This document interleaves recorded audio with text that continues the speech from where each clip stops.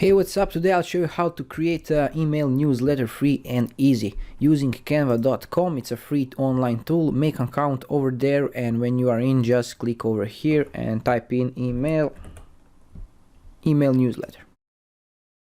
And over here you can choose a bunch of templates. Make sure that you go on the left side and click this free. And now you can choose, for example, this one. Click it.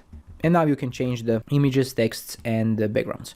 For example, if you want to change the background, click on background, click over here, and choose the background to be, for example, like this one. And to change text, click on a text, type in, position text with the alignment tool, like this. You can move elements like this, and you can change this text also over here. To change the image, click on the image and go to photos on the left side. If you don't see it, maybe it's under the more. And over here you can choose the image of, for example,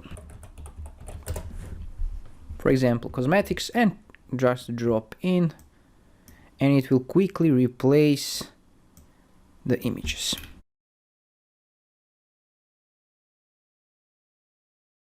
And so on and so on. When you are ready, you can print them, or you can download it as a PDF or PNG and include in your email newsletter list. Thanks for watching, and bye bye.